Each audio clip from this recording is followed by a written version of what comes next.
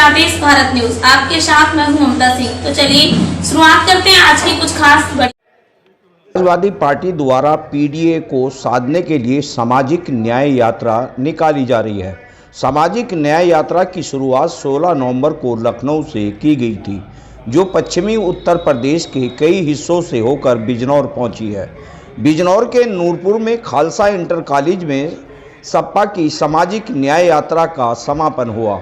समापन के अवसर पर समाजवादी पार्टी के राष्ट्रीय अध्यक्ष व पूर्व मुख्यमंत्री अखिलेश यादव पहुंचे, जहां अखिलेश यादव ने एक जनसभा को भी संबोधित किया।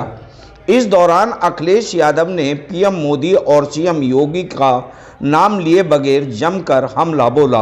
अखिलेश यादव ने आजम खान बुलडोजर की कार्रवाई, वर्ल्ड कप में हुई इंडिया की हार, यूपी सरकार आगामी चुनाव में गठबंधन के संबंध में बयानबाजी की। आप देख रहे हैं जनादेश भारत न्यूज चैनल पर हमारे सहयोगी संवाददाता नीरज पाल की यह रिपोर्ट। देखिए पूरी खबर आगे।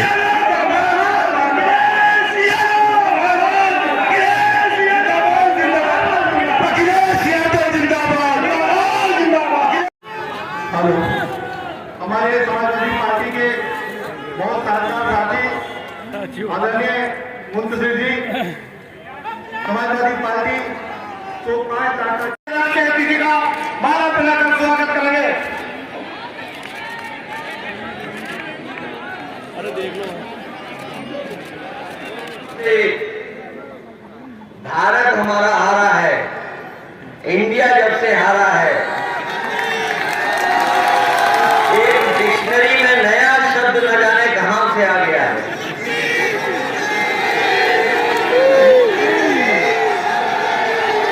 कभी कभी कुछ नाम जनता देती है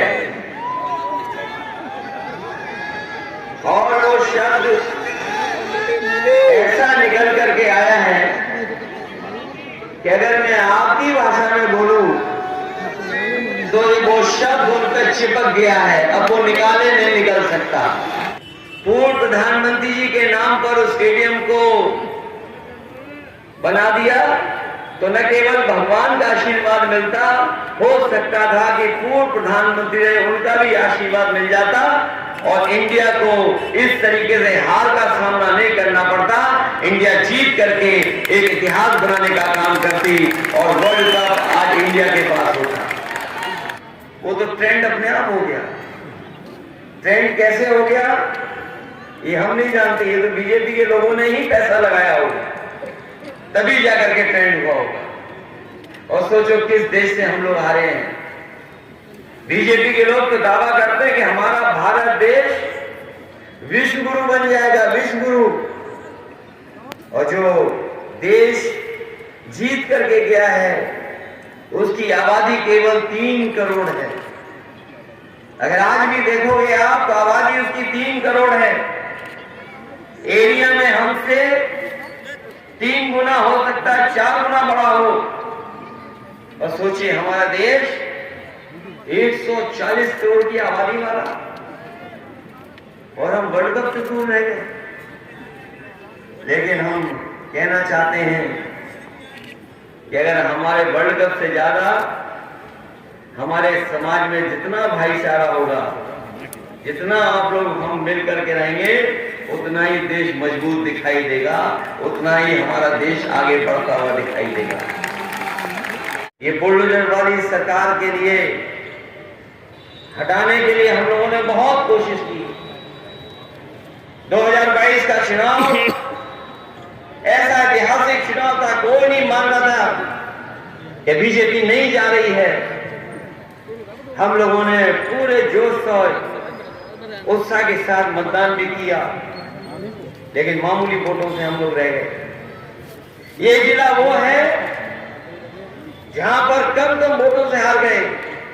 ये बात मैं इसलिए कह रहा हूं कि 24 का चुनाव केवल दिल्ली सरकार का नहीं होगा जाने का।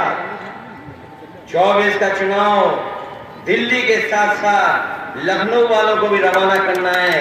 24 में दिल्ली वालों को और लखनऊ वालों को साथ साथ इसलिए 24 का चुनाव महत्वपूर्ण है। और बिजनौर के लोगों को देखा कितने करीब से हम लोग पीछे रह गए। यही नईमुल यहीं से विधायक थे, जीत गए होते लेकिन मामूली 200 वोटों से पीछे रह गए। हमारी नेटौर की विधानसभा 300 वोट से रह गए। बिजनौर का शहर 1112 वोट से रह गए। हमारे गुर्जर नेता भी जीत गए होते। न केवल यहां हम लोग मामूली वोटों से हारे हैं, सहारनपुर जिले में भी हम लोग कम वोटों से हार गए। मुरादाबाद में भी कम वोट से हारे हैं।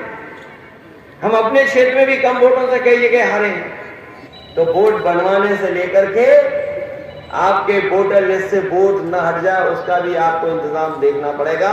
अगर आप इंतजाम देख लोगे तो 2024 में विकल्प के रूप में अगर कोई मुकाबला कर रहा है भारतीय जनता पार्टी का, तो वो समाजवादी पार्टी है, कोई दूसरा दल नहीं है। उन संस्थाओं को बेचने का काम कर रही सरकार, और धीरे धीरे हो सकता है स्थिति हो जाए, ये माहौल बन जाए, ऐसी परिस्थितियां कि नौकरी और रोजगार हमसे छीन लिए जाए। और सोचिए, आरक्षण से मामूली खिलवाड़ नहीं हो रही है।